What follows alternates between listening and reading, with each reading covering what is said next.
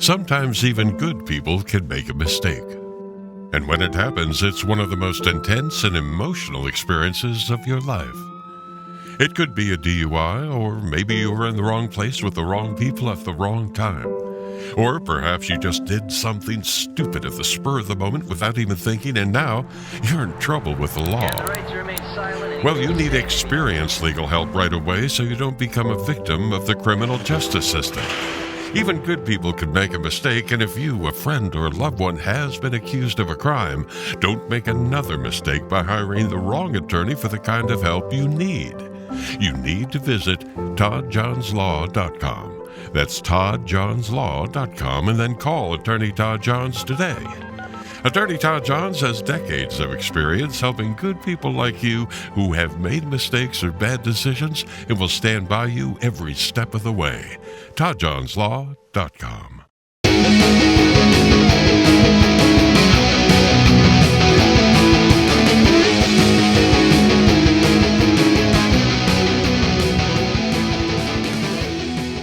All right, and hello and welcome to That's Enough Out of You. I am your host, Bill Rader, and joining me as we are back from our brief hiatus is Sean Kane. Sean, how's it going?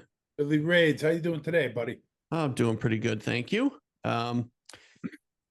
So we have a couple of great returning guests, and that we'll get to in just a second. But before we do that, Sean, we are very, very, very close on YouTube to a very important number, and I am begging, as we are going to have. I'm sure we're going to have at least the number of people that will watch this video that we will need. All you have to do, it's very, very simple. Just hit the subscribe button. If you are one button, that's it. It doesn't cost you anything. All you need to do, it's a little red button or white button or black button or whatever it is on YouTube. And it's one click or one little touch if you're watching on your phone or your tablet. And if you're watching on your TV, just use your remote. Very, very simple to do. You just hit subscribe, and not only will it help us quite a bit, but it will also help you, as you'll get notified for, when our new episodes come out and everything. So we would really, really, really appreciate it, Sean. I'm begging our listeners, our viewers, to hit that subscribe button. And also, Billy, we got a lot of stuff going on our Patreon. So anybody interested in joining, we got good stuff up there. We're getting a lot of guests now for speakeasies coming up, or special episodes we put up there. We also got the bookshop going on. We got Bruce and Rick's books up there, among other authors that we had on our podcast. So a lot of good stuff going on. Just check our website and all the links are there. Absolutely. All right, Sean, let's get to our guests. We have two returning guests. We've seen these gentlemen in the very, very recent past, and we appreciate them coming back on. Bruce Torres is back with us. Bruce, how are you? Oh, I'm great, guys. Good to be here. Great to have you back. And Rick Otto. Rick, how are you? It's always good to be part of this podcast. I always root for you guys. Thanks for coming back, guys. Yeah, thank you. All right, Sean, we have a lot to get to in this episode. I know you've got a lot you want to cover, so let's just get started. Yeah, I want to get, we're going to get into, we might be on opposite sides here, but I know Bruce and Rick are friends. We're going to keep everything civil today and show people that you could argue and debate things without getting ridiculous like a lot of people do. But we wanted to call you guys back to give you guys a chance, because when the last episode aired, we recorded it before RFK Jr. made his announcement that he was dropping out of the race and he was endorsing Trump. So we wanted to bring you guys on. Me and Billy have some strong feelings about that. And I know you guys do as well. So we're going to give you guys the first chance to tell your thoughts about that. And then me and Billy will have some things to say on that. So Bruce or Rick, whoever wants to start. Go ahead, Bruce. All right. I did some rereading to kind of bone up for this, and I'll start with the bottom line, possibly, depending on my mood, but mostly this is my bottom line. The juggernaut of fascism rolls forward, and it has for decades now since JFK was whacked. Yep. And presidents make the tiniest little differences, if at all. And with Harris, I believe we would have a 100% certified puppet of the ongoing national suicide America has been committing under this fascism, as I call it, erected by both parties, enabled by both parties. And with Trump, there might be a 1 or 2 or 3% wiggle room for some good that's impossible under Harris. So by definition, he's simply the lesser of two evils. Rick, go ahead, because I got a lot of things to say, but go ahead, Rick.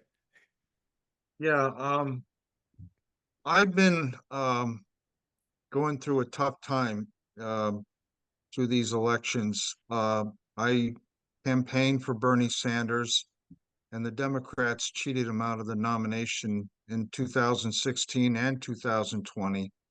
And then Bernie Sanders went on to disappoint me because he seemed to cave in, and he wanted to be part of the club, so he wouldn't speak out against some of the policies that Joe Biden and Hillary Clinton and everyone in the Democratic establishment were pushing.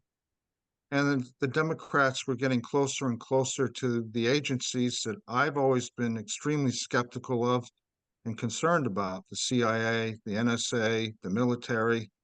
And they become aligned with them, so much so that at the Democratic convention, you had CIA directors speaking, you had generals speaking, you had a very belligerent speech by Kamala Harris about not only continuing the war in Ukraine and trying to seek regime change in Russia, but they're also pushing the Gaza war, and they're also had a very strong rhetoric against Iran, which I had mentioned before on this podcast, that I was very concerned about the Middle East because of all the entangling alliances that are there, and that all the big world powers could be dragged into a war much like World War I, that where no one wanted the war, but they ended up in a war, and that we were sleepwalking into this very dangerous situation, not only in Ukraine, but Gaza.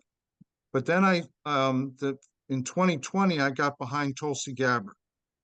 And Tulsi Gabbard was a war veteran that served in Iraq because she believed the weapons of mass destruction narrative, and that Saddam Hussein had something to do with 9/11. So she went to risk her life with her colleagues because she believed in that narrative, and then she found out it was a lie. And from then on, she's been fighting to try to get us to stop engaging in these regime change wars and these unnecessary wars that have nothing to do with our national security, but get a lot of people killed. In Iraq, for example, 1 million people died because of our misadventure, for lack of a better word, in Iraq, and all the lies that the neocons made during the George W. Bush administration. And Tulsi Gabbard essentially, in the third debate, went after Pete Buttigieg and then began to destroy him. And the Democrats very quickly realized that she was destroying all the people that they wanted to win that election. So they basically made it impossible for her to get in any future debates. Even though she qualified, they kept changing the rules. They kept her out. Then they smeared her as a Russian asset. They smeared her as belonging to a religious cult. They went after her. And many of the people that I work with that happen to be moderate Republicans and libertarians said that she was the first person that they were considering voting for who was a Democrat. But they didn't, after a while, they didn't even think she was running, because the Democrats had just kicked her off the platform, and nobody could see her anymore. And so she was basically getting 1% of the vote, and she ended up getting out of that race and then very disappointingly endorsing Joe Biden. And so I saw what was going on with that. And I think one of the most telling things about that race and Tulsi Gabbard's campaign is that when she destroyed Kamala Harris, there were millions of people that were going to her website. And I don't know if you guys remember this, but her website crashed. And then several hours after all the millions of people died down to a trickle, reappeared. She was the only candidate that happened to. And Google apologized, but I don't believe in coincidences. And Google and the Democratic Party and the CIA, I mean, they're all connected, let's face it, in one way or another. And they all had a consistent interest, and nobody wanted Tulsi to win that campaign because she was the anti-war candidate. And they were all making billions off the wars. And then lo and behold, we come to the 2024 election, and I knew Joe Biden had dementia. I was talking about it in 2020, and I mentioned it in my last book. And the Democrats pretended that he had none of those things, even though I saw video after video on Jimmy Dore or Fox News, but CNN and everybody, they just ignored it. And then lo and behold, he had this horrendous debate with Donald Trump, and everyone said, "Oh my God, he's developing dementia." And they did a coup and they kicked him out of power and they installed Kamala Harris. And I'll say this: I watched that debate and I thought Donald Trump did horrendous too. I'm not a Donald Trump supporter, even though what I'm going to say is going to horrify a lot of people, because I've been thinking about this for a long time and I've been watching more and more of Donald Trump and JD Vance than I ever thought I'd be doing, trying to learn what they really stand for and who they really are. And I found out there were some things that I had misconstrued about them. But quickly, before I do that, I just say I got RFK entered the race. And I think in Boston, he gave a great speech. He basically said, he admitted he was a flawed candidate, that he had done things in his past, and that he had a lot of skeletons in his closet, and that he was pretty sure that the two parties were going to bring that all out and try to smear him. And ironically, it was the Democrats that went after him the most, even though he was taking more votes from the Republicans. And he said, if the American people have a desire for the truth, then I'll win. If they don't have a desire for the truth, I'll lose. Well, the Democrats went after him in a way that was consistent with what the CIA did to Jim Garrison. They basically smeared him. They wrote lies about him, that he was eating dogs. That's a lie. There were some truths. The bear was a prank that was ridiculous, and he probably was wishing he'd never done that too. But they just did one smear after another, and they kept going because they couldn't beat him on the issues. Everything that he talked about, whether it was the war in Ukraine or the health epidemic in this chronic disease epidemic in this country, or the takeover of our agencies by corporate power, or the censorship, the surveillance state, all those things were existential to this country and were getting worse. And they were getting worse under Joe Biden. They were bad under Donald Trump, but they got worse under Joe Biden. And the only thing that, and Bruce and I have talked about this, and I've talked about it with you, Bill and Sean, the only thing I really disagreed with Robert Kennedy was his take on the Gaza situation. For some reason, he was a zealous advocate and he was not on the cutting edge of that issue. But on all the other issues, Rick, let he me had been just say something. It wasn't just that, though, Rick. He dehumanized the Palestinians. The way he talked about the Palestinians was basically they're not even human. I mean, let's get that out there. I mean, I don't know if I'd go that far, but I will agree with you that he was a zealous defender of Israel and their right to defend themselves. And I think he misconstrued that issue terribly, and he lost a lot of support that he normally would have had. Yeah, that's my support. that he normally would have had. Could I just say But something here? Because I got to say something before I explode here. Because I respect you guys, I really do. But Donald Trump is the most evil person here. There's nobody more evil than him. I mean, Project 2025 is overt fascism. That's what it is. And this is Donald Trump's plan. I mean, we're forgetting the big picture here, I think. We really are. That all of this is caused by, you guys forget, the right wing caused this. Alan Dulles, James Angleton, David Phillips, David Rockefeller, all these guys are right-wing fascists. They're the ones, and Rick, this is in your books. They're the ones that attacked the left wing of the Democratic Party, the Kennedy wing of the party. They started this war, pushing the Democratic Party to a level that they wanted to deal with. And we forget that they are the bad guys. They're the ones that started this. And I think everybody's giving them a pass. And the next time the Republican Party does something for the working person, it'll be the first time. Because in my lifetime, they've never done anything, going all the way back to Reagan's trickle-down economics. And Trump's plan is unbelievable. I mean, what this guy's done in Springfield, Ohio, I mean, I just think we're giving him a pass because everybody's so upset at the Democratic Party that we're just ignoring everything Trump's doing. What he's doing in Springfield, Ohio, spreading rumors about people eating pets, and then they're shutting down, they have to shut down schools because they're getting bomb threats. I mean, this guy is extremely dangerous. He backtracks on everything he says. Why do you guys think he's going to give Bobby Kennedy Jr. a position or open up the JFK files when he already had a chance to do that and he doubled down and didn't do it? I mean, everything this guy does, everybody who would ever work for him, he's turned on, and now they turn on him.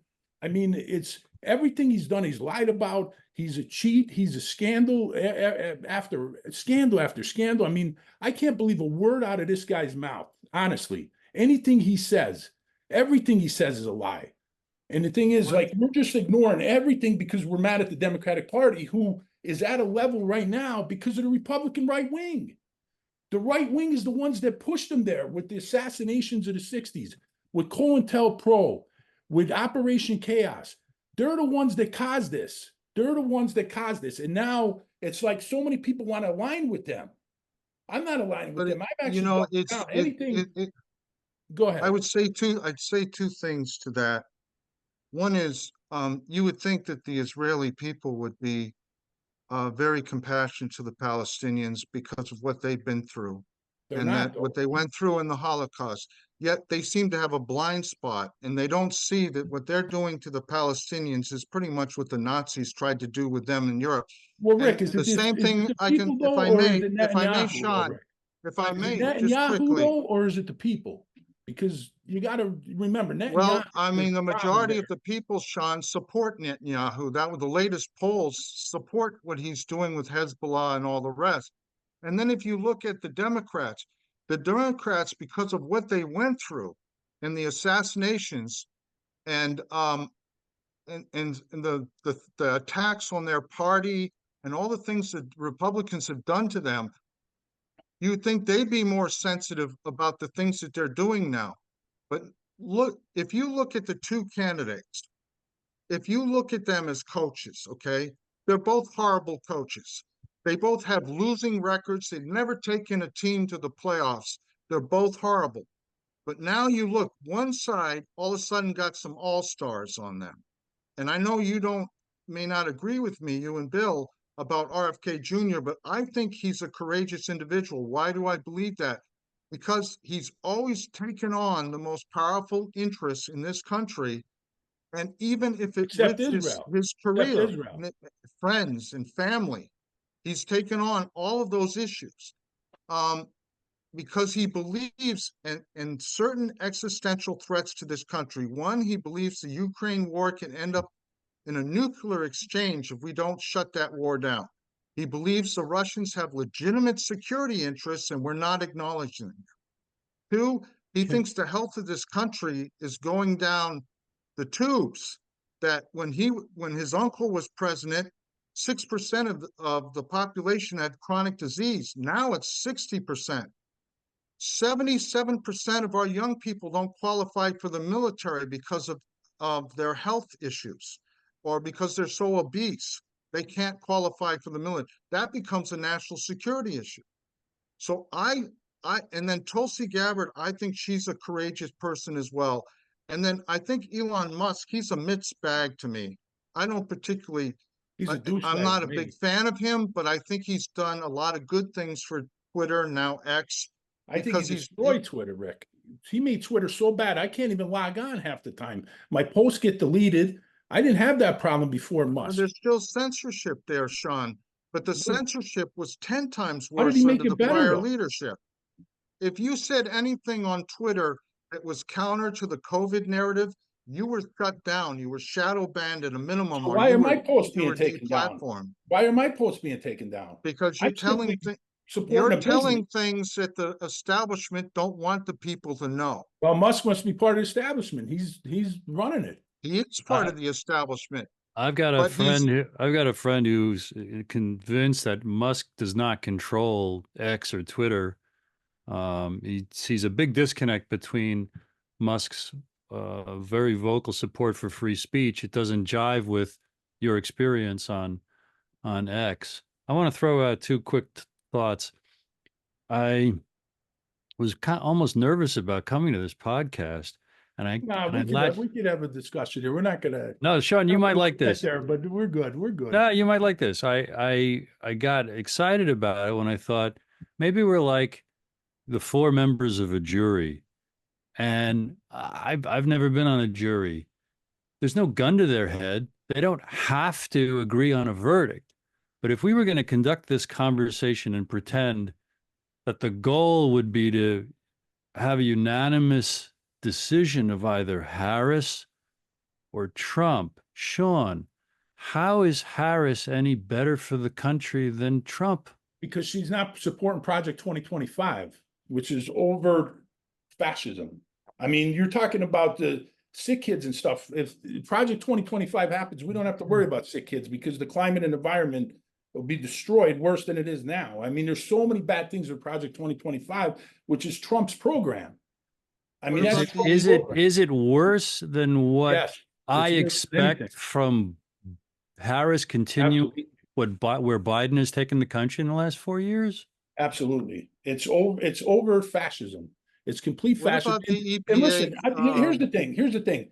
You're just not going to convince me anything. I've had it with Trump. I've had it with him, and anybody who sides with him, like RFK Jr. And again, when he came out against the Palestinians, the way he dehumanized them, that's the way I seen it. And nothing's going to change my mind. So if we're a jury here, I'm against Trump and everybody who stands with him, and you're not changing my mind. So that door is closed, and I'm doubling down on my position. Okay. And And yet you invited this conversation to Yeah. hear hear what you expecting guys said.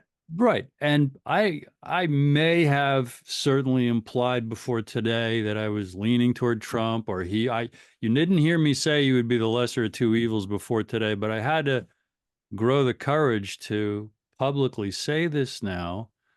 And I'm really, I must be a pretty good tap dancer because for the last 4 years, I don't think I've had to say anything like that. Oh, I haven't because I've been a whole hog for Bobby for the last year and a half until he pivoted August 23rd over to Trump. I think he was an amazing candidate. And yes, for the last month and a week since Bobby went to Trump, it's the primary thing that has made me reread actually what's in my book. There's about 4 pages of Trump in my book, and go through what's in Whitney Webb's One Nation Under Blackmail. That's why I put it over my shoulder to refresh about, Trump kind of being groomed under the wing of Roy Cohn, a very, very odious figure to say the least. And I'll come back to my conclusion in the interest of, it's not to persuade Sean, you or Bill or anybody. It's just in my considered evaluation of how little bit less treasonous Trump was as president as the millimeter of hope that he revolution against the government. Well, I don't see it that way. I'm not alone in Let me ask you two guys a thinking question. and This not is a thinking serious January question. 6th was Hold a on. revolution. Yeah. Go ahead, Bruce. Finish your thought. No, I'm happy. I've made my point. Yeah. Okay. I just want to jump in with two things here. First of all, Rick, just want to go back to one thing you said about covering up Biden's dementia. We all know that that's not the first time that that's happened with a president. I mean, that's certainly happened in the past. Woodrow Wilson, Ronald Reagan. Reagan, maybe. Yeah. Sure. They covered up JFK's problems. Sure. Oh, he was not incapacitated. No, he was one of the most intelligent presidents we His ever back had, problem. but he But had he Addison's was immobile. disease, and he had a lot of things that they didn't want the public to know at the time. And But thankfully Bill, they didn't know about it, because they might have voted against him, and it was a very, very close election. but Bill was going somewhere with the comparison, Bill. Well, no, and I think it's interesting that, the party will cover up any sort of, physical, mental, whatever disability, as long as the person is in power. And then as soon as, it's publicly exposed. I mean, we've all heard, was it Teddy Roosevelt that was he was in a wheelchair, right? If I'm remembering correctly. FDR, Franklin. I'm sorry, Franklin. FDR. And, we've all heard that if people had seen, if there was television and people had seen him, that he never would have been elected president. So so there's that. There's also something else you said, Rick, that you said that Kamala was installed as the, I don't believe that. I think if the Democratic brass was going to install somebody, they would have picked somebody like Gavin Newsom, somebody that didn't have the, I mean, Kamala's already at a disadvantage being a woman, being a black woman. She's already at a disadvantage. So why not, if you're going to pick somebody, if you're going to hand pick somebody to lead the Democratic Party and be the nominee, why not pick a white man who is going to at least be able to sway some of these, people that could, people that perhaps are on the fence. Do I vote for Trump? With putting a black woman in there, you're going to lose those people, because whether it's racism, whether it's just, feeling like, okay, I'm not going to vote for a woman, as with what happened with Hillary. I mean, why would you set yourself up for that? That to me doesn't make any sense. I don't think Hillary lost the campaign, not because she was a woman, but because she was so tied to the establishment. I that disagree with you. even Trump, as corrupt as he was able to identify himself as an outsider who was running a populist campaign, and caught the Clinton campaign completely by surprise, and ended up beating her in a very close election. And then she went on to Russiagate us to death for 5 years, blaming the Russians for that loss. Essentially, Kamala Harris was chosen immediately, and it was a tough fight by the Bidens and the people in the background, because they believe in this woke society of ours that she killed two birds with one stone. She was a woman and a woman of color. And they basically cynically felt that that's all she needed to have as her qualifications. And so the superdelegates also knew, as Tulsi Gabbard called her, she's an empty suit. She basically is going to be able to be intimidated and manipulated by the national security state in this country, and they're going to get her to continue the wars. Is she going to give us some breadcrumbs? She's already talked about the standard tax credits. She wants to give a $25,000 tax credit for first-time homebuyers. She wants to increase the child tax credit. Yes, she's going to do those standard things that politicians always throw out there to get people to vote for them. But essentially, the existential threats to this country, she's for the war in Ukraine, so she's for continuing to risk us all getting involved in a third world war with a country that has more nuclear weapons than we do. They have better nuclear weapons than we have at the present. And we basically pushed Russia in an alliance with China and Iran, which is the worst foreign policy outcome that the United States has been trying to stop for 50 years. Even Nixon knew that you didn't want China and Russia to form an alliance. Rick. And they just felt that they could manipulate her, and they chose her, and the Obamas reluctantly endorsed her. They weren't big fans but they reluctantly went along. And that's why we ended up with her. So the fact that she's a woman and a woman of color, that doesn't mean she's going to lose. They're thinking that she's going to get a lot of votes and sympathy simply because of those factors. I completely disagree. In fact, I know you guys are not Hillary fans.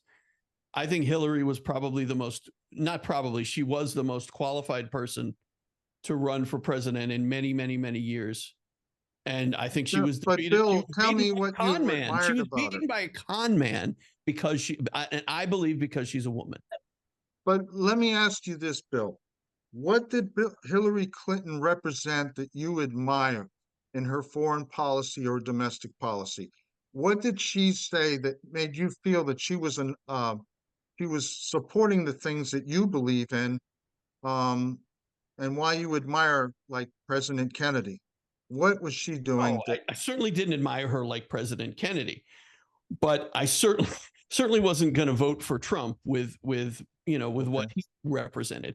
I think what Hillary brought to the table was obviously being first lady, being an active first lady for a long time, being a senator, being a secretary of state, but also, there were things that she put a lot of things into place. She came up with chips. She came up with a lot of good things over the years that helped the American people. What has Trump ever done to help anyone but himself? Along those lines, what if the four of us vote right now on whether to keep this conversation more or less about to Trump or not to Trump? Because to rehash the history and out of respect for the certainty or the conviction of our dear friend Sean here, I would enjoy that. What do you all say? That's my vote. And we would like to thank our sponsor, Gracious Day Grains. Sean, you like to eat healthy, don't you? Always, buddy. I try to eat healthy as much as I can. Yeah, and there is nothing healthier than what they call like farm to table, right?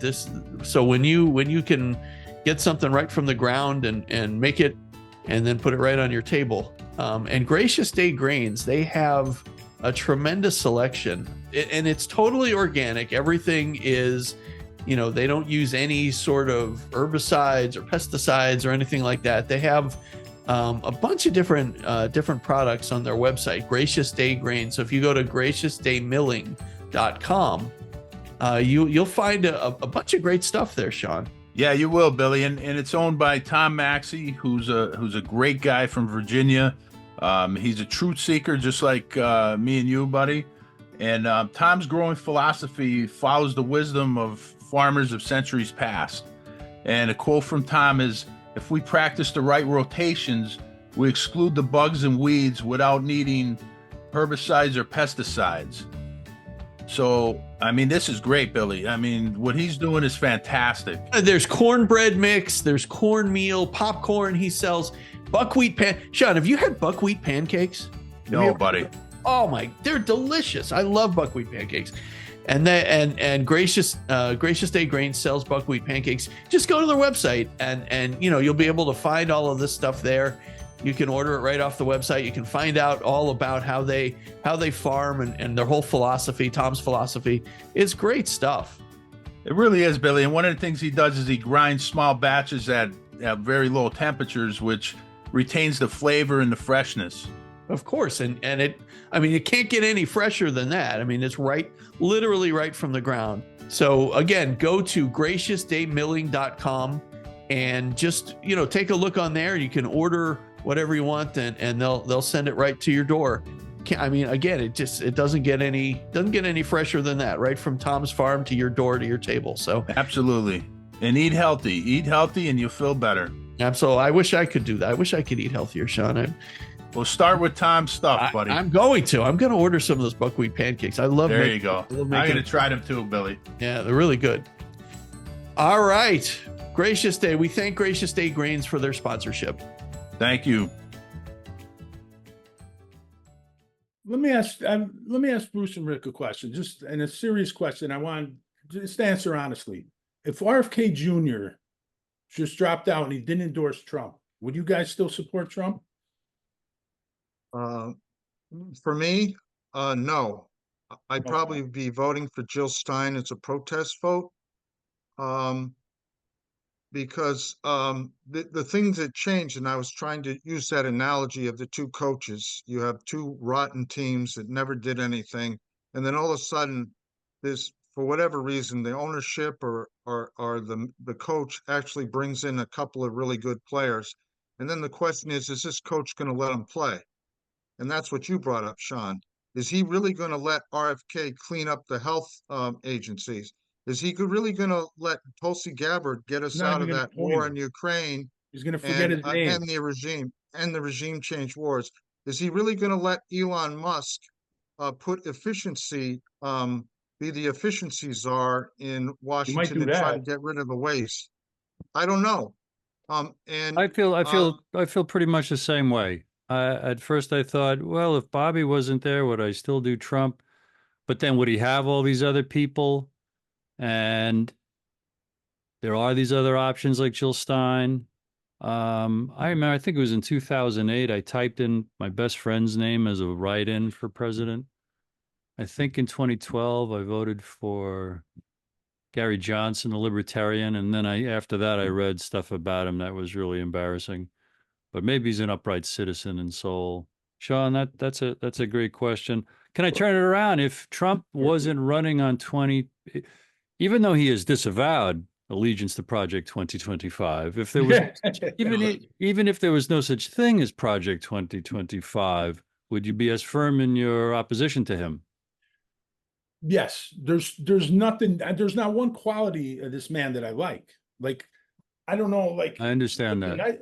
I do I- want to say I apologize for getting a little bit hot there. You know, I didn't mean to get, but the thing is, No. Rick, you told me a while ago, you know, that you said that you would, when I told you my position on RFK Jr., you said that you respected nothing else from us because, you know, me and Bill always say what we believe in and what we feel.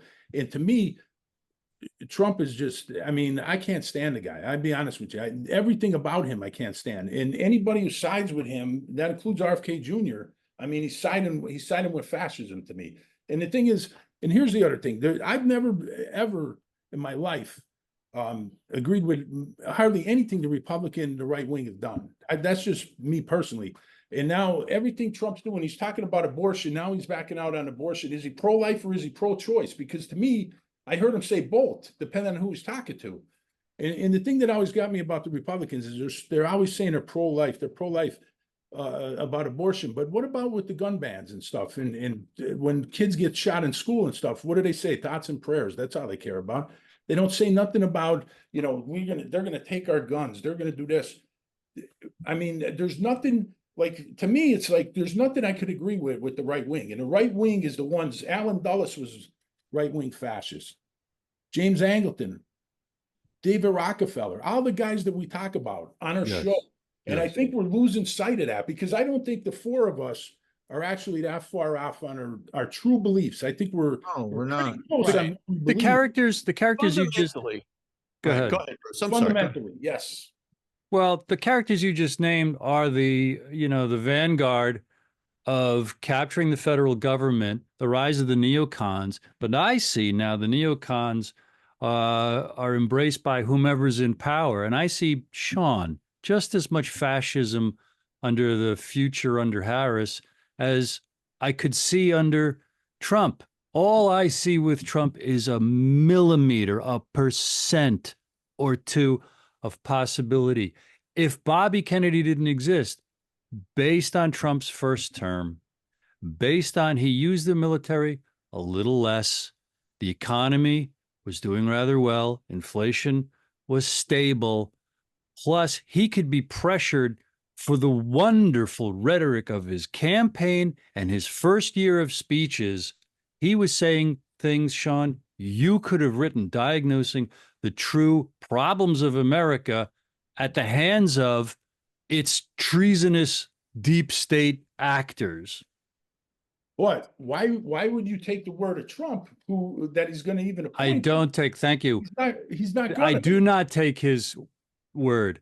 I mean, That's why I keep saying it's that millimeter chance Yeah. I don't even that see he the might chance. let Bobby do any of the great things that Bobby is working 24/7 to convince me and you and everybody that he has spoken to Trump and Trump is reliable on these things. That has kept me up all night, that a man like Kennedy is vouching for him like that. And that's what creates not Bobby Kennedy certainty, my millimeter. The door is open like there's just a little light there. There's no light or future or hope to the national suicide I believe Harris would take us to. But So it's not let private. Go me ahead. just ask this real quick, because it was reported, and of course we can only, we can believe or not believe what we hear, what we see in the media. But it was also reported that Bobby reached out to the Harris campaign with the same offer. So he reached out. I don't know if there was an offer. He reached out to talk to them, to explore possibilities. It's fair how you categorize it. Sorry. Yeah, he reached out to talk to them, and they ignored him and they rebuffed him. If the Harris campaign had said, "Hey, we're willing to let bygones be bygones," Yeah, you if could work with us will, to make America healthy and again. I wonder what he would have done. Yeah. yeah, we'll let you be the What do you- health czar and work on getting rid of.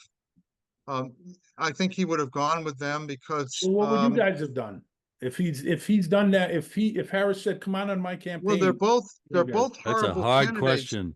They're both horrible candidates, and RFK Jr.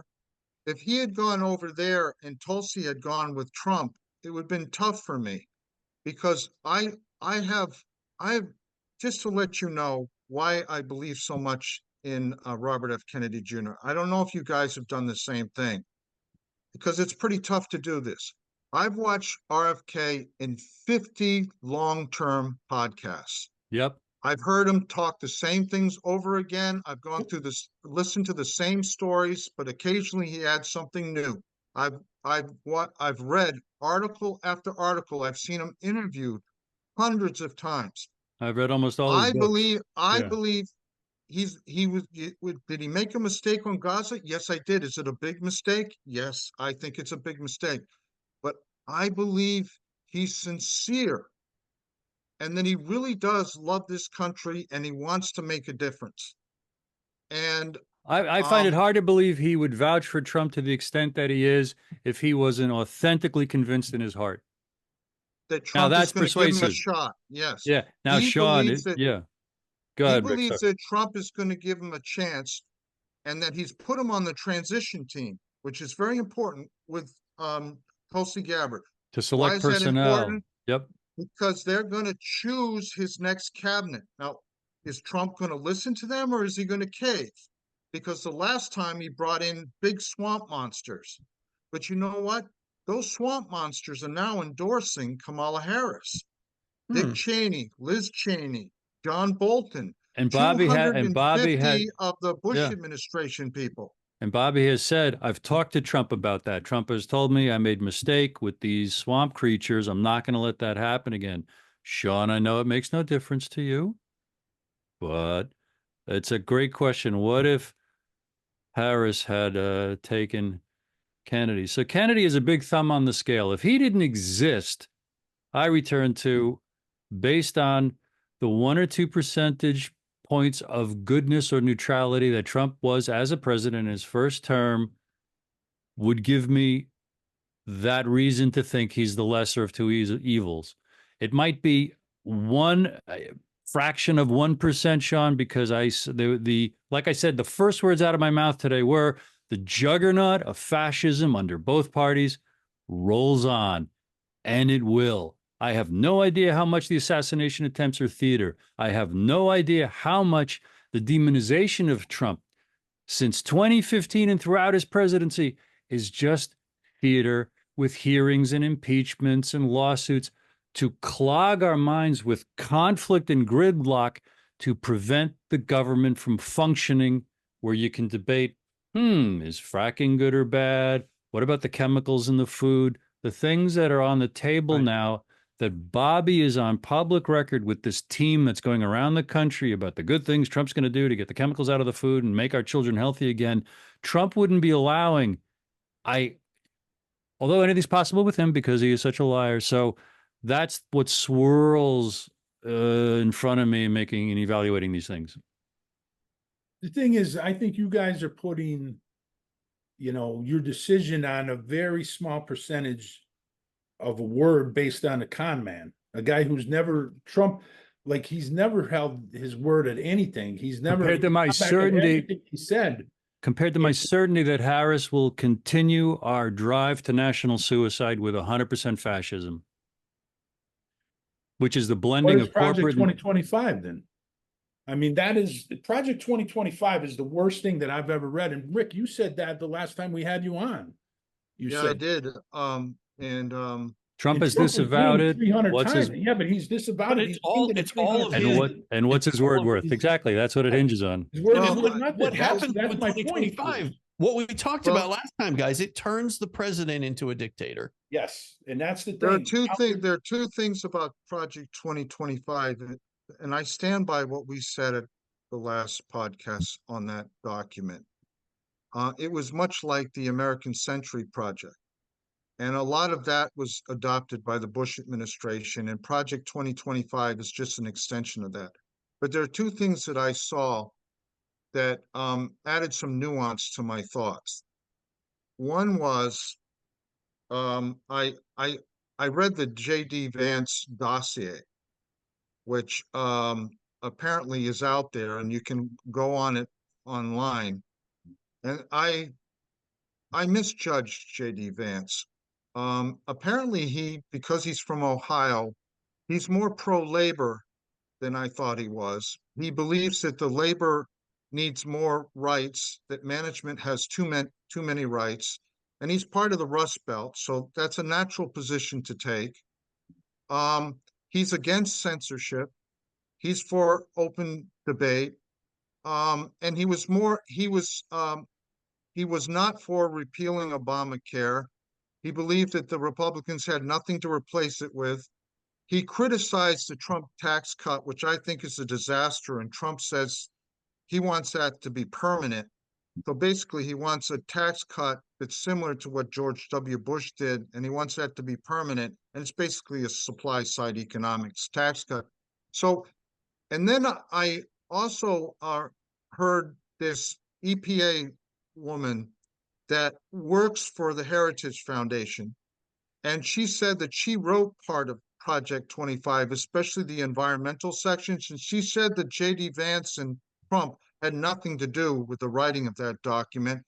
They've had no communications with her or anyone at the Heritage Foundation that indicated that they were in support of that document.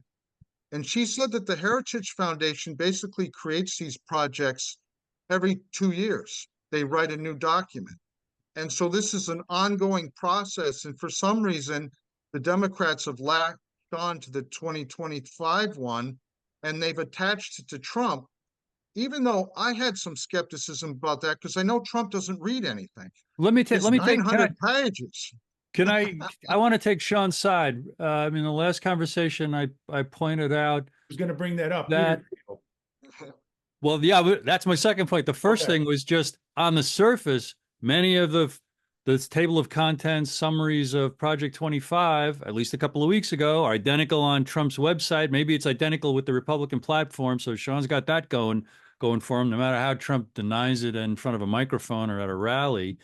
But then Peter Thiel, the man who runs or controls or founded Palantir is an example of big money, big tech guys who are whole hog affiliated or incriminated by association with the worst of the intelligence agencies' infiltrations of the big tech companies, pressing for more and more surveillance, the eradication of our rights, this Orwellian, unbelievably horrific police state that's being erected and rising up to our chins more and more every single day. So Trump is a nightmare compared to a good president, honoring and fulfilling the Constitution, certainly compared to the last great one, John F. Kennedy.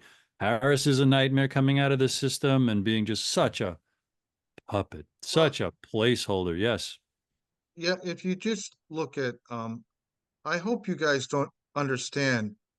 I'm not trying to defend Trump. I still feel the same way I do about him. He basically was a corrupt real estate developer, became a reality TV star, and won an election he thought he was going to lose. Okay. Um, With and his, decades of friendships around those in really high yeah, positions of I mean, power, NBC the power loved brokers. him. Yeah. Yeah. So NBC and he was Oprah Winfrey, all those people loved him prior yeah, to him yeah, running. yeah. And then when he ran, they all of a sudden they Well, began to try to distance themselves from him. But And the so worst thing my about him, view, wait a minute, wait a minute. Let me disagree with you there, Rick. yeah, go When ahead. Trump was running for president, he was on television 24/7, 24/7. Even when it was even well before he was the nominee, it was the focus was on Trump every single time. yeah, there was from the a summer debate. of 2015 on, yeah. Absolutely, absolutely. Okay. I mean, Okay. in fact, I think part of the reason why he was elected was because he was on television constantly. I There was, agree. I also and think he was demonized because the I'm not system. disagreeing with that. I'm just saying that Oprah Winfrey offered to run as his vice president several years ago.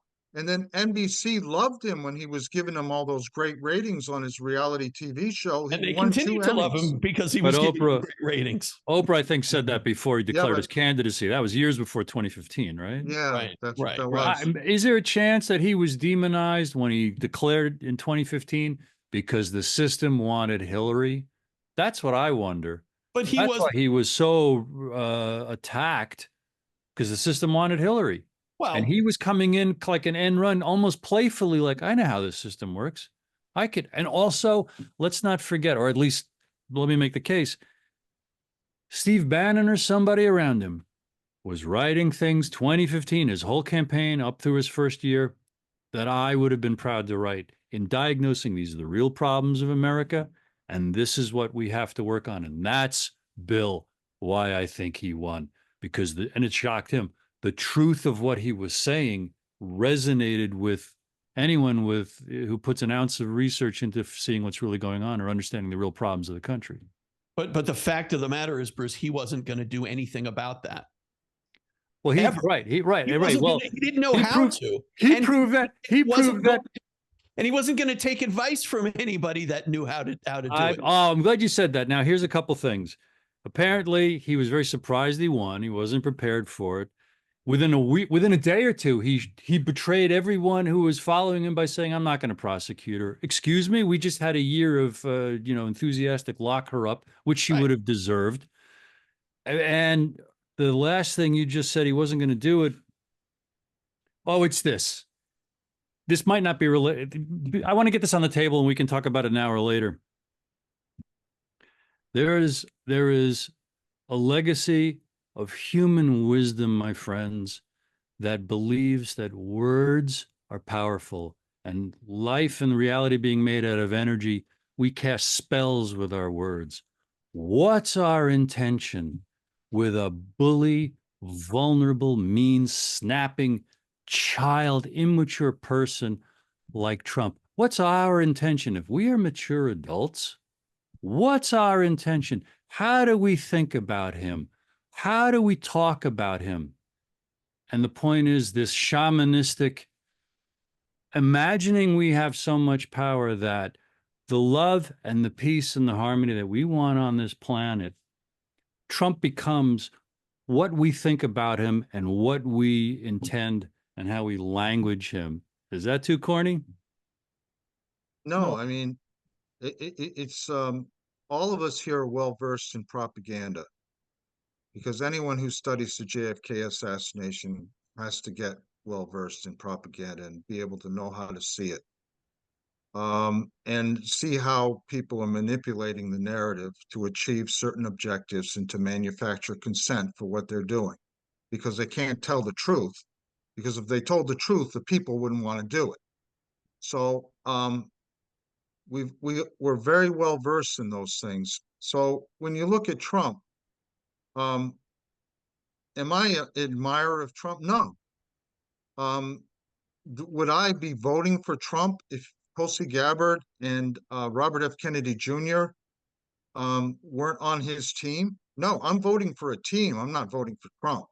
And if Trump goes against his word, well, we're going to have another 4 years of a very bad administration, give or take a few breadcrumbs that are thrown our way. But the same's going to be true of Kamala Harris, maybe worse, because the neocons are all in bed with the Democrats. Like it or not, there's been sort of this realignment of the parties. Now, is there still the Mitch McConnells and the Lindsey Grahams, basically, in the Republic? Yes, they're still there. And for whatever reason, they haven't rejected Trump, even though Trump, in his rhetoric, has rejected a lot of what they're talking about. Because Lindsey Graham, when he heard there were 70,000 young Russians that died in the war, he said that was the best money we ever spent. He's I a think ghoul. that's disgust. He's That's a ghoul. He's a disgusting. ghoul. That's disgusting. He's spineless. 70,000 young men are not going home to their families, their loved ones. And he thought that was the best money the United States spent. So, but there's also the other side of the Republican Party, which has been sort of critics of the government narrative on COVID, Russiagate, and this war machine. And those people are Thomas Massie and Rand Paul. And they're the other side of the Republican Party. I don't know which part that is going to prevail in this battle inside the Republican Party, but Trump, if he endorses and follows through with his promises with Tulsi Gabbard and Robert F. Kennedy, he's going to be on the side of the Thomas Massies and the Rand Pauls and not the Mitch McConnells and the Lindsey Grahams. That would be a good thing for the country if he does that. Now, do I have a fear that he's not going to follow through? Yes, I do, because Trump is Trump. I don't know if he's going to have the backbone to fight to end the war in Ukraine, because look at the realities that you see in Ukraine. The Russians have lost probably 70, 80,000 young men in a war that they never wanted, that they were provoked into because of policies of the neocons and the overthrow, the Maidan coup in 2014, and the persecution of the Russian-speaking people in the Donbass region. And the Donbass region people don't want to go back to Ukraine. They voted overwhelmingly to rejoin Russia.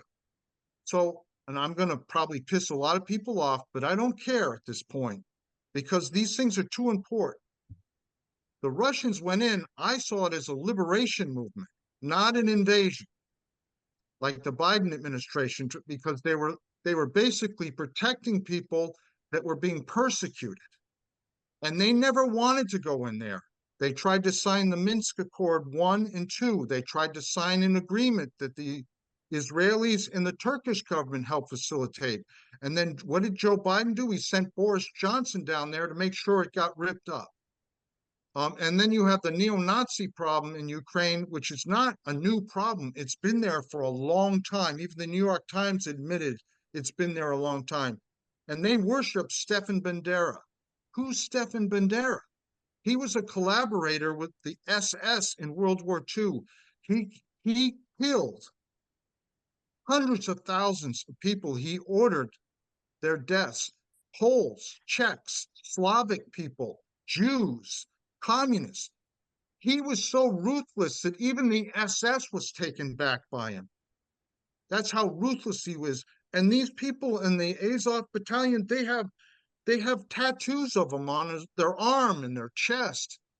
They've had a problem there for a long time. And so the Russians, I think, have been on the right side of history in this war. Well, yeah, They've we been on created the right side of history.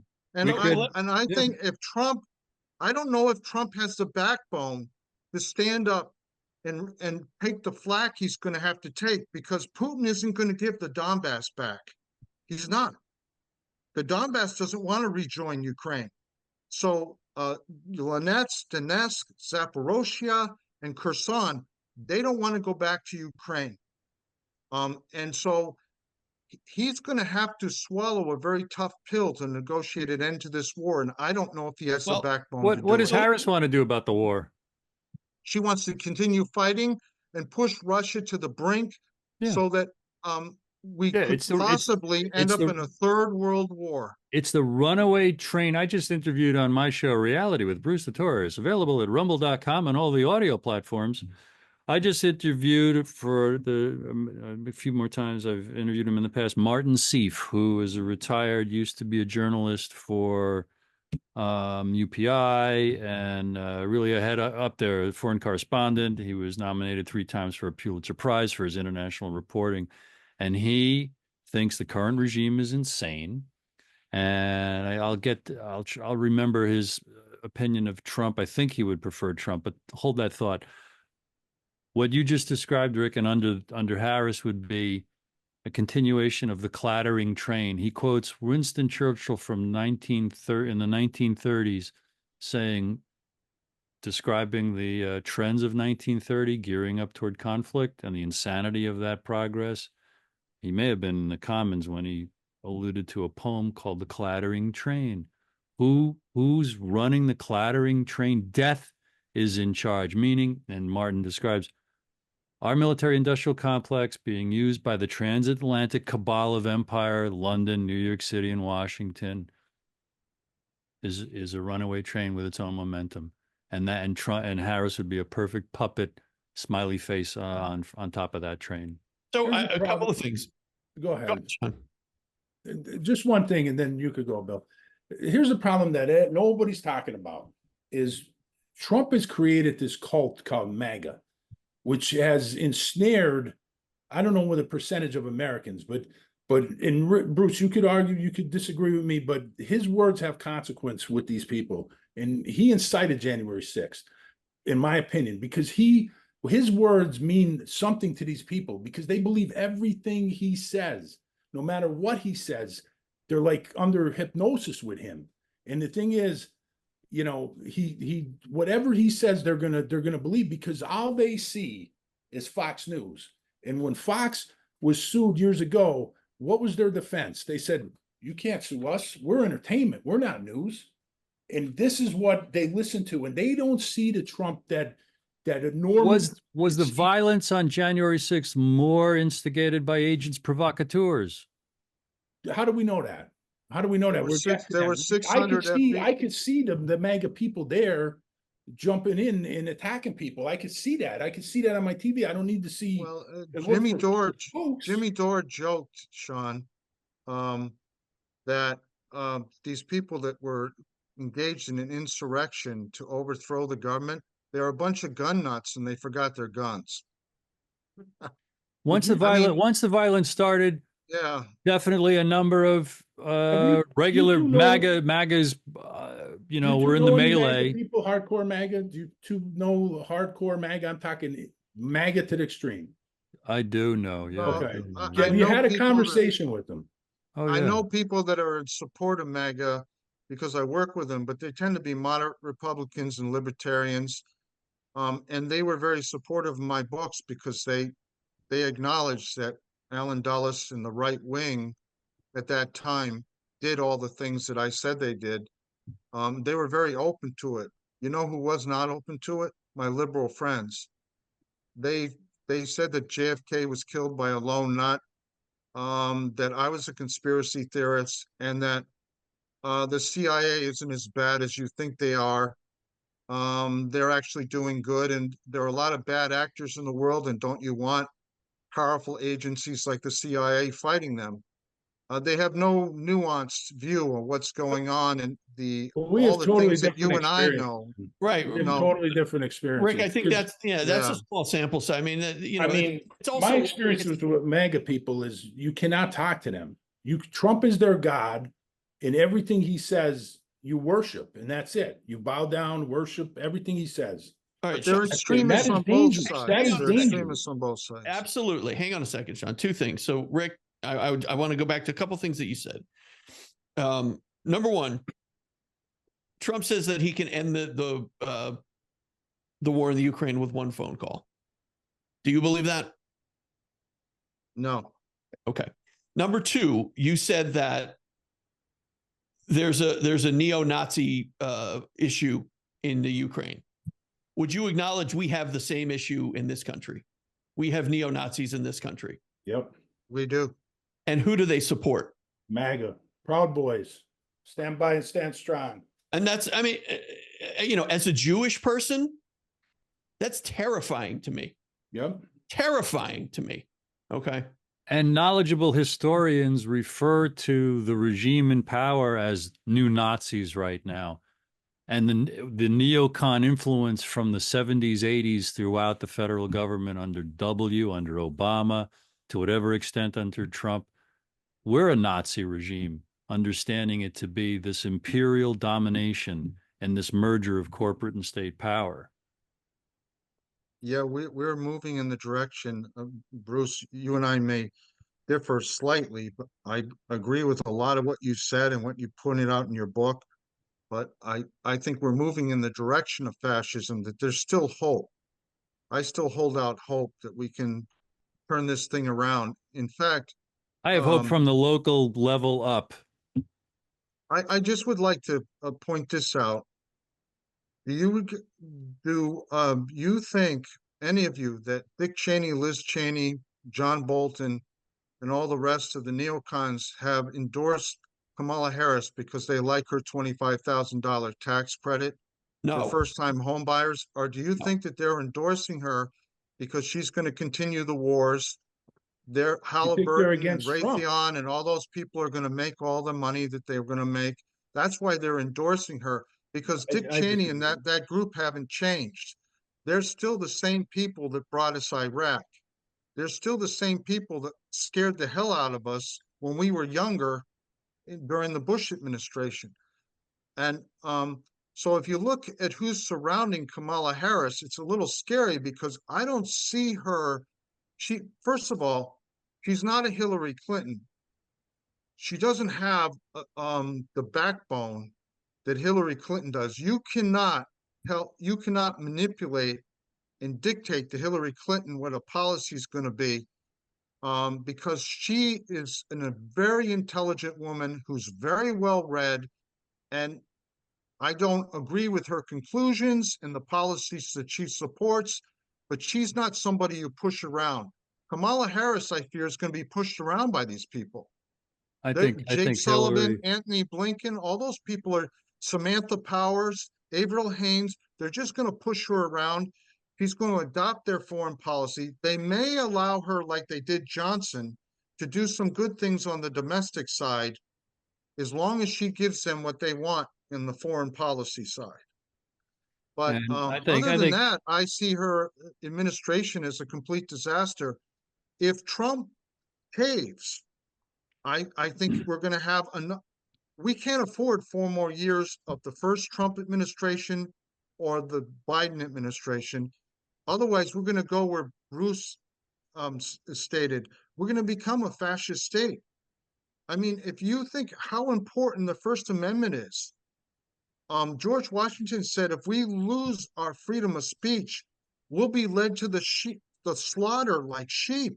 The founding fathers knew how important the First Amendment was, and the Democrats are all in on censoring people. They call it misinformation or fake news, but who determines what that is? You know what If I could just finish, Bruce, and then I'll let you, I'll yield the floor to you, Bruce. If you looked at the beginning of COVID, all the things that Dr. Fauci and those people said have turned out to be lies. And as Jimmy Dore has pointed out, the conspiracy theorists are 10-0. They're 10-0. And so we have to be very skeptical about what our leaders tell us.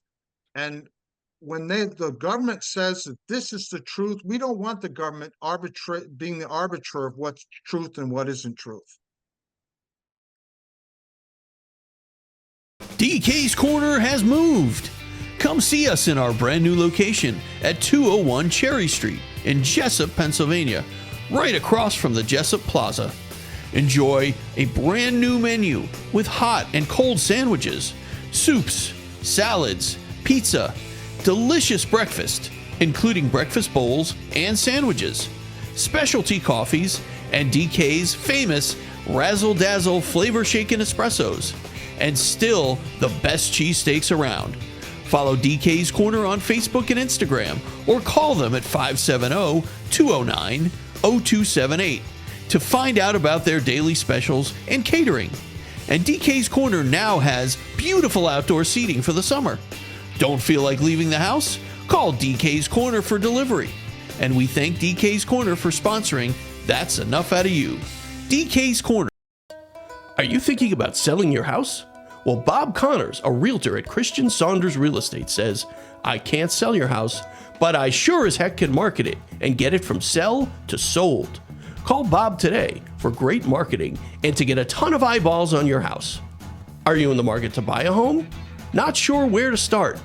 If it looks like something you shouldn't buy, Bob's going to tell you that. Think you can't buy a house or have no idea where to start?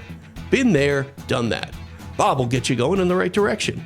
You can reach Bob at 570-614-3624 or 570-335-9000. And you can find Bob on Facebook at Bob Connors-Realtor.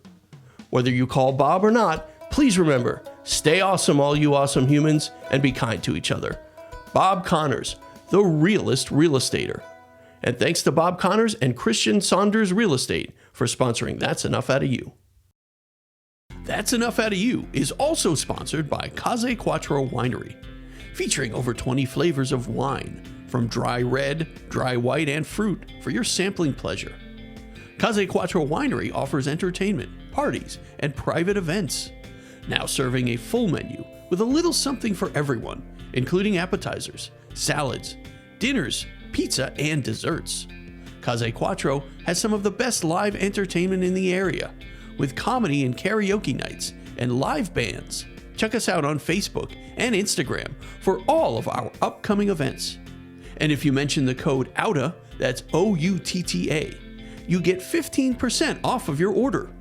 Located on Main Street in Peckville, Pennsylvania, call 570-382-3855 for more information. And we thank Casa Quattro Winery for their support. I just wanted to mention Hillary Clinton just nauseates me. I think she's a personification of corruption and a phony. But also back to, to Trump or not to Trump. Like I said, by Obama's first election, even before that, I saw the Republican and Democrat nominee as just being two puppets on different strings of the same puppet master, and just this odious, false choice. In 2016, because he talked such a good game, the reason to vote for Trump was he raised an honest question. If he gets in there, is he going to do a fraction of these amazingly wonderful things that he said he's going to do?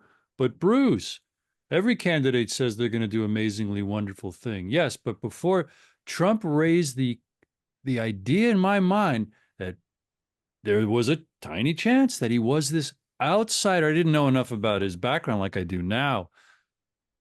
That was the reason to vote for him. And now, all things considered, comparing everyone behind him and the history of his, demonization and persecution while he's been out of power.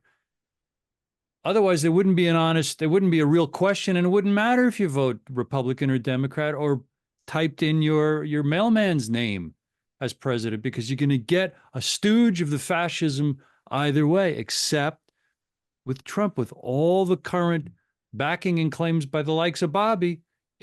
To me, it's an authentic question that only by voting for him and getting him in there do you call his bluff and say, how good are you going to be? Are you going to do any good? Or are you just going to suck as much as you might, and as Harris might and probably will? See, I think all those people that Rick mentioned earlier that are against Trump now endorsing Harris, I think the reason they are is because Trump screwed them like he screws everybody that's ever been near this guy. And the thing is, to believe that he's going to put in Bobby Kennedy and release the JFK files, which he already said he didn't. He was going to, and he didn't. He lied about that. He's not going to do it again. And if there is any smoking gun in those files, they've probably been scrubbed at this point. They've had enough time with them There's probably nothing else in there that would be useful. And the thing is, I have no doubt in my mind that if Trump wins, Project 2025 is going to be instituted. It's going to be pure fascism overtly. And Robert Kennedy is not going to have anything to do with his campaign. He's not going to put Robert Kennedy Jr. in. He's going to forget his name. He's going to forget all about him. He's lied constantly. This guy's lied about everything. This is a guy who made a living off of screwing contractors in Atlantic City. This is what he's done. He's handed money. He grew up on third base with a lead, and he thought he'd hit a triple. His daddy handed him money his entire life, and he's lived on bankruptcy. He's ran every company he's ever had into the ground. The guy, when you listen to him, he sounds like a guy at the bar at 2 a.m, just spilling garbage that doesn't make any sense. He has no redeeming qualities whatsoever. And to think that he's going to put in by RFK Jr., I think you guys are just putting a lot of hope into something that's never going to happen. It's never. I think it's curiosity. It's curiosity. It's not that I think he's actually going to fulfill his promises. He won't. But I want to. Can you maybe, Sean? How is Harris any better than? She's not Trump. But does that make her? How is she better than him? She's way better than him. She's How? way better than him because she's not instituting Project 2025. That's number one. Number two is whatever you guys think of her, at least she sounds intelligent. I think Trump to me sounds like a guy at the bar. He does not sound intelligent. He's an embarrassment. To have him as a president is embarrassing. That debate between her and Trump was so one-sided. She absolutely destroyed him. And I don't understand how anybody could look at that and say no, because Trump was flustered right from the beginning. If that was a boxing match, they would have stopped that because he was bleeding. Yeah, but it was an unfair boxing match. Wait, back to the ABC was debating him, and they were fact checking him only, and apparently they had an agreement with Kamala Harris in her campaign to only fact check Donald Trump. And can I some of the fact checking before the debate? Both of them. Wait, guys, you're all talking at once. Before dissecting the debate, just back to Harris being better than Trump because she won't do Project 25. I respectfully submit, Sean, that the fascism that she has facilitated as vice president and is doubling down on for the future is as bad as anything. Is as bad as anything in Project. But the vice 25. president has little power. The position of vice president has no power whatsoever. You know that. But what she doesn't have any power. True. It And what it was made the borders are though. Yeah, and my impression of what she's going to continue is going to be like a second Biden administration. And just to the point of her intelligence, I hear none when she speaks. See, I do. Okay. Guys, I respectfully disagree. I don't think if you listen to the Nixon Kennedy debates, they talked about substance. They even went into the numbers on who was voting for what and how tough it was to get a bill out of committee. Kamala Harris, with all due respect, Sean, I don't know what you've watched. Maybe you've seen some interviews where it's spontaneous and she really shows why she passed the bar. I've seen word salads where she mentions democracy 100 times, and you're supposed to believe because she mentions it 100 times that she believes in democracy. What do you get out of Trump, though? I mean, he talks. I'm not impressed with Trump nonsense. either. I watch him answer questions from the audience, and my wife and I were watching it, and I said, I don't agree with that. I think Trump's wrong about that issue. No, his tax cut was horrible. So the problem is that the Democrats have put us in this situation. Like it or not, they destroyed RFK's campaign. Now, maybe you wouldn't have voted for him anyway, but at least many people would have had a third option. Now we're stuck with trying to determine, which we've been doing for decades, and where has it gotten us? Who's the lesser evil? Right. Republicans, why are we doing assassinations in the 60s, though, Rick?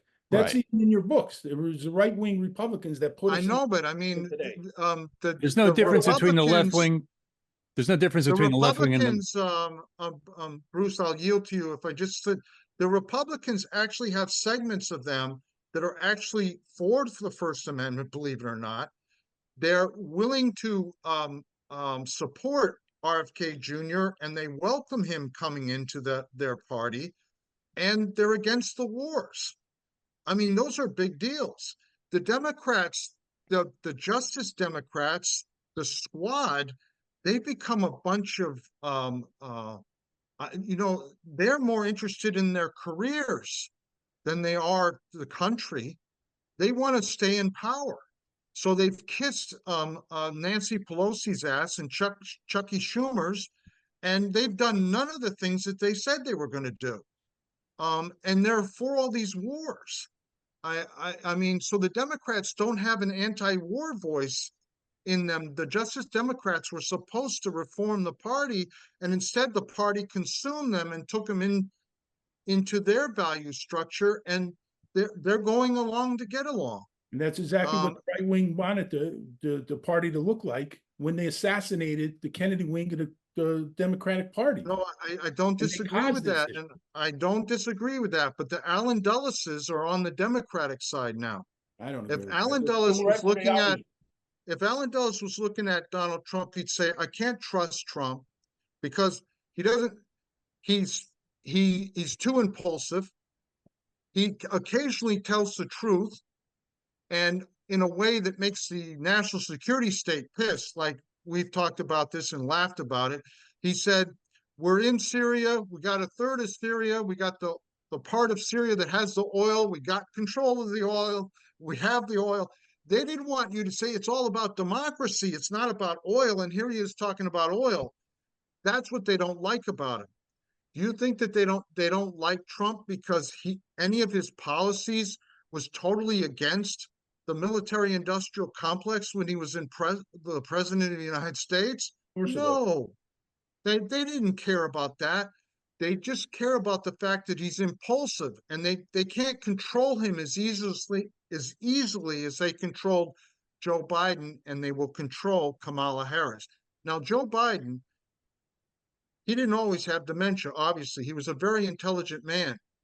And I used to think he was a maverick, but I misjudged him because when I went through his whole history, apparently he didn't find a war that he didn't like.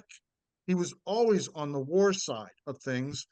And so the policies of the neocons fit in with his general view, but he hasn't been running the country for 4 years. No. If people think that somebody that's cognitively impaired is running the country, I mean, I have a few bridges to sell you. And he comes, what's really fun is that he comes from Delaware, which you could basically argue competes with New York as being corporate headquarters of the United States. So it's the fascist headquarters if the merger of state and corporate power is the definition of fascism. And Sean, I just want to say that Trump is the guy at the bar. And and when I watched the recent debate, I was nauseated at the start, and 3/4 through, I had to turn it off because it was nauseating to see these are our options. Like all of us here, and Rick just alluded to the Kennedy-Nixon debates as a student of the presidency of John F. Kennedy. I stopped drinking about 10 years ago, but I might as well be drunk 7 days a week, given the state of presidential politics since 1963. It's come to this. Why is it like that, though? Why is it like that? Because of the right wing assassination. Amen. Bill, Sean, we can no go back. No one argues that, Sean. No one argues that. I add to that. They've co-opted both parties, so there's no difference between the left and the right wing.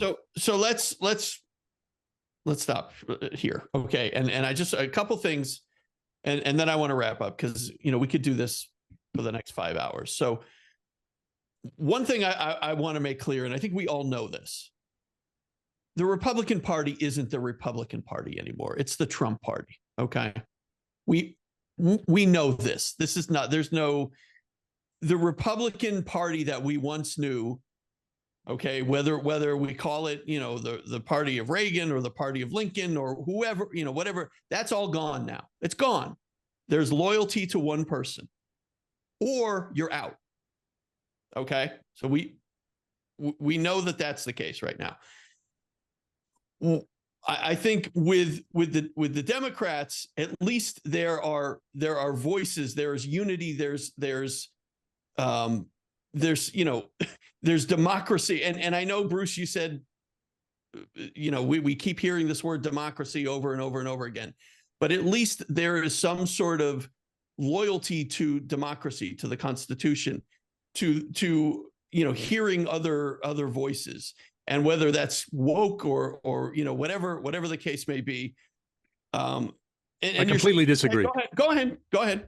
As Rick just mentioned, the way that they froze out any competition for the nomination, no primaries, no, it's urgent. What a betrayal of democracy we've seen at the hands of the Democrats in the last 4 years, definitely this year. Okay, but we've also seen it with the Trump party. Yeah. Yeah, well, both parties are horrible.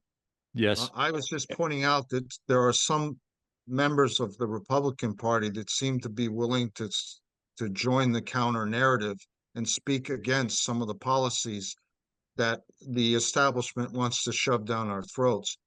But I just want to point this out, okay?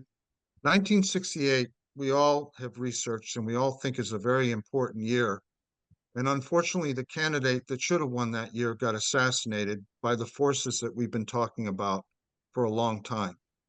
But in 1968, the Democratic Party basically allowed all the primaries to go forward, even though they had an incumbent president that was determined to stay in office. And Robert F. Kennedy was very reluctant. Johnson dropped out. Robert F. Kennedy was very reluctant to enter that race because he didn't want it to digress into a debate between their antipathies, meaning Lyndon Johnson and him. But he ended up coming into the race in March because he couldn't stand to be on the sidelines any longer. And by doing that, he was risking his life. And we didn't know it at the time, but he knew it. Lyndon Johnson didn't shut down all the primaries or make all these rules so that there was no way that Robert Kennedy or Eugene McCarthy could win that election. All right. He allowed all the primaries to go forward. And in fact, he did so poorly in New Hampshire against Eugene McCarthy that basically he had to rethink his candidacy. And when Robert Kennedy came in, the thought of him losing to a Kennedy horrified him, that he ended up dropping out of the race. And the Democrats allowed this to go forward. And if Robert Kennedy had not been assassinated, I'm pretty confident he would have won the nomination of the Democratic Party. Yeah. They couldn't do then. You go to 2024, Robert F. Kennedy Jr., this is the party he ran into. He announced, and he basically, because October 7th hadn't happened yet. So basically, he was checking off all the boxes of his uncle and his father. And he basically was going to run a campaign like his father, and he was going to tell the truth, even if it meant some people might not like what he was saying. So he goes into the race. The Democrats immediately start smearing him. They change the primaries. They say that New Hampshire is not going to be the first primary. They've got all these super delegates that are all establishment figures. So even if they allowed the primaries to go forward and RFK won most of the primaries, all the super delegates would probably vote against him, and he may not even get the nomination. All these changes happened within the Democratic Party. It was nothing like 1968. Why could they get away with it this year, but not? They couldn't, or they wouldn't dare try in 68? Because there was a huge element within the Democratic Party, like the Frank Churches, the Allard Lowensteins, the Cornelius Gallaghers, that all believed, even Hubert Humphrey, all those people that believed in democracy. Yeah, and much of the population would have been. That's why they allowed the primaries to go forward. It would have been an outrage to try that in 68. We were that much more intelligent, well-read, educated, civically involved. We're just too dumbed down now. You could actually get away with it. So, so the Democratic Party has changed significantly in that 50 years. And Dick Cheney would never have endorsed. Now, let me say this. Robert Kennedy simplifies history, and a lot of people do that. The Democratic Party wasn't necessarily the anti-war party. Lyndon Johnson got us into Vietnam, into a hot war, and he was pro-Vietnam War all the way until the end, until he realized that those advisors probably screwed the legacy of his administration. Then the Republican came in, and Nixon not only did not end the war in peace with honor, he expanded the war illegally into Cambodia. So both parties have blame for that war. But the Democrats, the Gulf of Tonkin happened under a Democratic president. Okay. It was John Kennedy that was anti-war. It was Robert Kennedy that was against the war. Well, because and they represented a large part of the Democratic Party. You had the Kennedy wing of the Democratic Party, and you had Yes. the actually conservative wing of the Democratic Party, the Southern conservatives, who would end up becoming Republicans down the road. People like Yes, Conley, exactly. But again, you know, the party, nobody's arguing the party changed. But why did the party change? It changed because we know why it changed. The assassinations, the Civil War. Exactly. They were decapitated. And So the rise of the party, neocons in the 1970s and 80s. Yes, but and it was Jim also Trevino it was wrote a good also article this. about that. It was also this. Citizens United turned what was a corrupt system into a corrupt system on steroids, because it basically equated free speech with money, contribution. And so all the things that the Theodore Roosevelt and the people in the first progressive movement in the beginning of the 20th century to end the Gilded Age, they made political contributions illegal in terms of big corporations and so forth.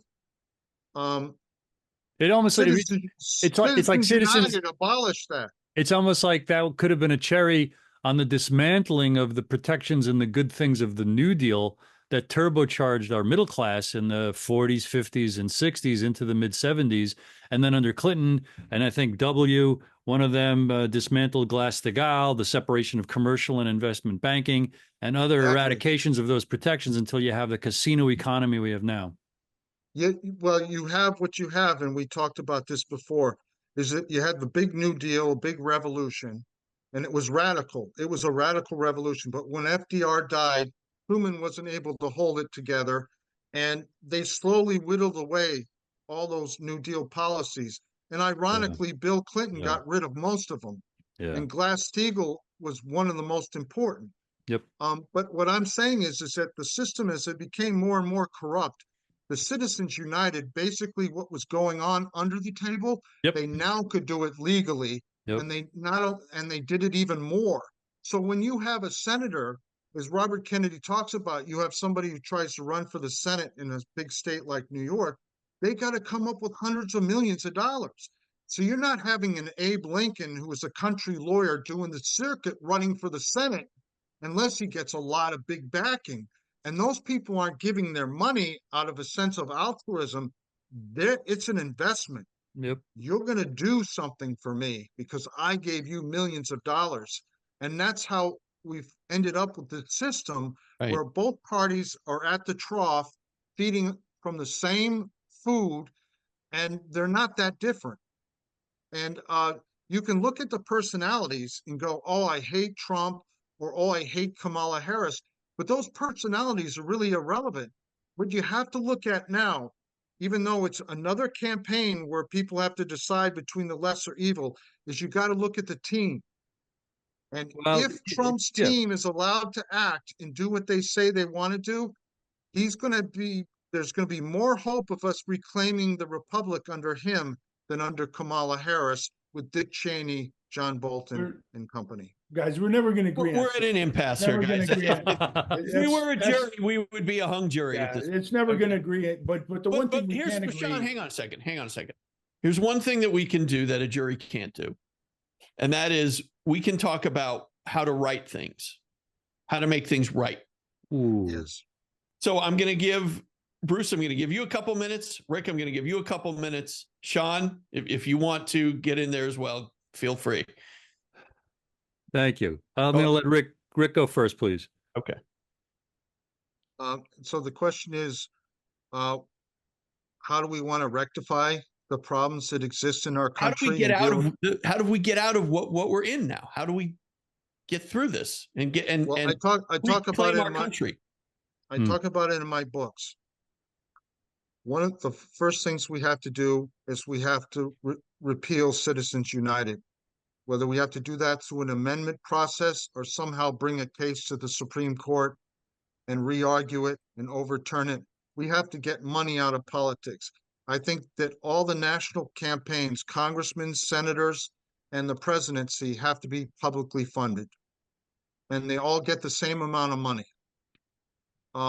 And I also think that the debates need to be run by the League of Women Voters or some neutral party, and they set standards that if some candidate meets them, they're in the debate no matter what the other candidates want, they're in the debate. The other thing that I think we need to do is we have to rebuild the labor unions. We have to rebuild the power of labor. We have to bring manufacturing back to this country. We got to start making things. These neocons think they're going to win a war against China. Are they freaking mad? China has all the manufacturing. They're going to be able to make millions and millions of defense weapons. They're going to be like the arsenal for their side that we were in World War II. But we don't have that manufacturing base anymore, so we could never fight a long-term war. That is a national security issue as well as it is an issue for rebuilding the middle class. And then lastly, I'd say we have to wind down the military industrial complex. We have to start shutting down all those bases abroad. We have to start rebuilding our republic. We need to bring civic classes back into our classrooms so people understand the fundamental constitutional rights that they need to be not only acknowledging, but defending. And I mean, you just look at what China and Russia, we claim that they're the ones that are seeking world domination. Russia has one base outside of its country. China has 1.5 bases outside their country. We have 800. Who is the empire here? Who is the one that's fostering wars and chaos and creating problems for other countries? It's the United States, and we need to get back to where we were under John Kennedy, where we supported international law, we supported the United Nations, we supported peace, and we tried to help countries elevate the standard of living in their countries. And so we have to reform. We have to do a lot of structural changes in this country that and change the orthodoxies that people believe in. And one of the ways we need to do that is to get rid of the censorship and all the algorithms and get the government out of these social media platforms. And we got to stop. We also got to repeal the Obama executive order that allows the CIA to directly propagandize us. That's some of the things that I think we need to do. All right. Thank you, Rick. Bruce, go ahead. I'm going to repeat everything Rick just said, but in reverse order, because that was comprehensive and tangible. But I'll language it this way. In my book, God School 9/11 and JFK, in only about 175 pages, much of this is laid out for the newbie. We have to educate and inspire millions of Americans. 1 million? 2 million? We need a critical mass that know the urgency of the dangers that face us and are also inspired with the idea that there's hope, that we've got some hope. And in my chapter called School, I diagnose 90% of Americans go through public school, and I describe how that is a crime against humanity. It's a trauma that depowerizes us, that weakens us, cripples us for our entire lives unless we make the Herculean effort to figure out, why am I so bored? Why am I so cynical? Why am I so sad? Why am I so powerless? Why am I so drawn to drugs and alcohol and video games and other addictions? Why am I so nasty? Why do I hate life so much? I lay the blame at school, the experience that trained us in servitude. So you could tell me all these great things I need to do and all how urgent they are, but if I have an ingrained habitual powerlessness, I won't stand up. I won't put my hands up to defend myself. That's a core problem, if not the first problem to solve. So by way of inspiring, we have to look at what humans have done in the past. History, my chapter on JFK, or Rick's books, or any of the great episodes of That's Enough Out of You that look at what John F. Kennedy did as president. To see that's what a president could and should be focusing on would make us tear the roofs off our own houses and scream and shout, what have we settled for? We've got work to do along the lines of everything Rick just said to right these wrongs.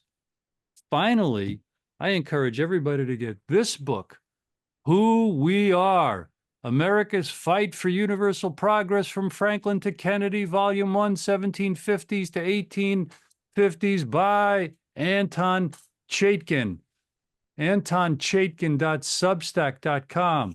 This is Volume 1. He's working on Volume 2. It's a 3-volume set. This is the historian who co-wrote George Bush, the unauthorized biography in 1992 with Webster Griffin Tarpley, that they mailed hard copies to many legislatures and Republicans to stop Herbert Walker Bush's reelection in 1992.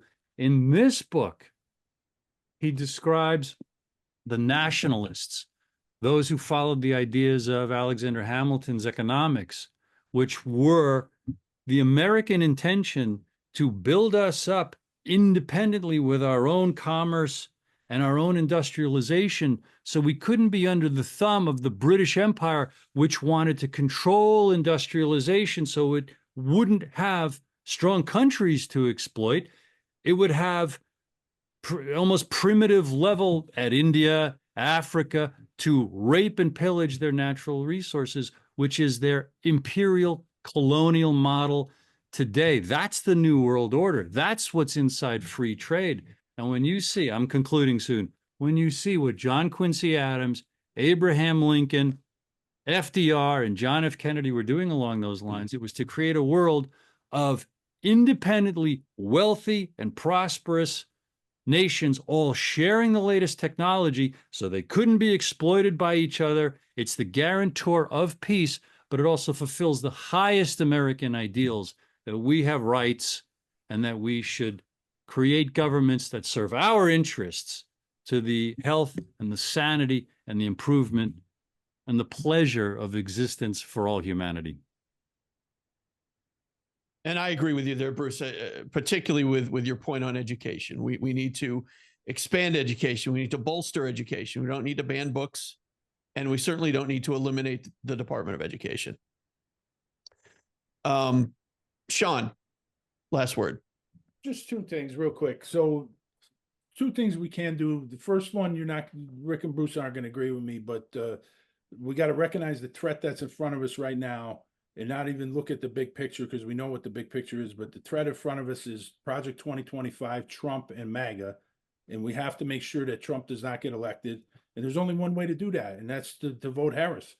The second thing that we could do is that we have to continue doing what we're doing on the podcast, telling the truth, because the one thing the four of us can't agree on, and I think I'm right about this, is that the problems we see today, the mess that we're in today, the countries, the mess that the country's become, the genesis of that is November 22nd, 1963. And if we don't teach kids what happened and the truth about who John Kennedy was, who his presidency was, we're never going to see that again, because people don't know the truth about what he was trying to do in his presidency. And all the media talks about is Marilyn Monroe and the mafia and all this other nonsense that we disprove on our show. And people got to know the truth about Vietnam and Kennedy pulling out and what he was doing and what the assassination caused. And what it caused is the mess we're in today. And we got to get that truth out. And not just teach, but inspire, Bruce, as you said, inspire our young people. Exactly. Put Amen. this down. Get out there and get involved and learn and teach and be part of it and be active and understand why you are important, why your voice matters. That's the most important thing that we have to do. And I think the four of us, we can all agree That's what we're trying to do, right? That's what we want people to get involved. We want people to understand what's happening and how they can help, how their voice matters, and how they can make this country and this world ultimately a better place. Yeah, people need to do their own research, and be skeptical of authority. And in addition, I just leave people with this because it's threaded throughout my books, but I heard someone else, Glenn Greenwald, talking about it because apparently he just read it.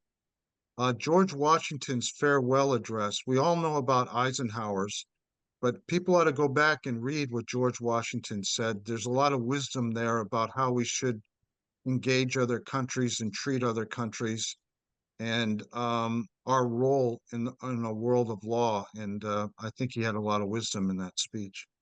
And I also like to say this debate was awesome. I didn't come here to think that I was going to change anybody's minds, but I knew that we were going to have a civil debate on the issues, and we were going to air out what we saw was happening in this election and what our best inferences from the facts as they were presented to us. And I enjoyed this conversation very much. I have a great deal of respect for all of Bill, Sean, and Bruce. I respect you immensely. And even though we disagree, I think you made a lot of good points. And I always have to think about, the things that my own conclusions. I always take into account what you have to say because I respect you guys. And I thought this debate was, I hope it comes across to the people that listen to it or watch it the same way I felt it went. I enjoyed it. I just add one thing to that because I think that's great, Rick, that you said that, because I think even though I did get a little bit animated there and got a little fired up, I think we debated our positions without insults, with respect between the four of us. And even though we disagreed and maybe we got a little loud, or I did at least, I mean, we didn't insult each other. We didn't throw dirt at each other. We respected each other's back and forth banter. And I think it was a good discussion. It all four of us said what we believe. And I think in the end, I don't think we're that far off, to be honest with you. No, we all want the same things for this country. We just have a slightly different tack on how we might get there.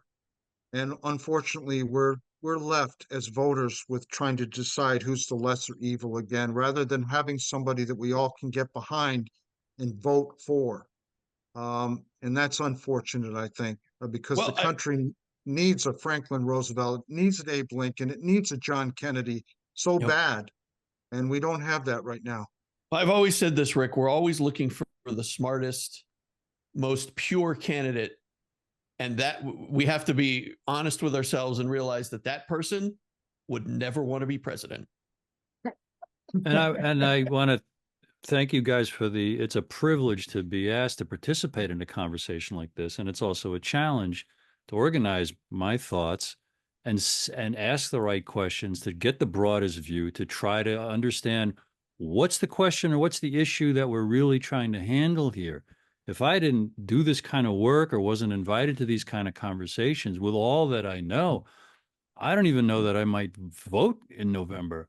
I don't know who I would vote for president if I wasn't called upon and had the privilege and opportunity to have to think it through and to be reminded, my God, what's at stake? You better think it through and you better bring your best thinking to it. 100%. Well, I think we all agree, right, that we're going through a modern Gilded Age with a new set of rapacious robber barons. And are we going to do like they did in the early 20th century and reform the system enough so that democracy can be reasserted? Or are we going to go down the dark path of becoming a fascist, authoritarian country? And I hope not, for our children's sake. This election might decide that. Sean and Bill, if you ever queue up a show just to explore solutions, because that's what we hit on toward the last few minutes there, number one, I'll watch, but I'll also gladly participate. Sounds good. That's a good idea. That'd be good. Thank you, I would Bruce. as well, yeah. Yeah. All right, thank you guys. This was All right, great. guys. All right, Bruce de Torres, Reality with Bruce de Torres, God School, 9/11, and JFK. And Rick, all of your books, we have them all on our bookstore. So everybody, make sure you go out there and look for those. All right, Sean, Bruce, Rick, thank you guys so much. And that's Hey, enough. thank you. Thank you, guys. Thank you. That's Enough Out of You podcast is executive produced and written by Bill Rader and Sean Kane and edited by Bill Rader. The That's Enough Out of You podcast and logo are exclusive property of Bags of Chicken, LLC. Any rebroadcast, retransmission, or accounts of this podcast without the express written consent of Bags of Chicken, LLC is prohibited. So don't even try it.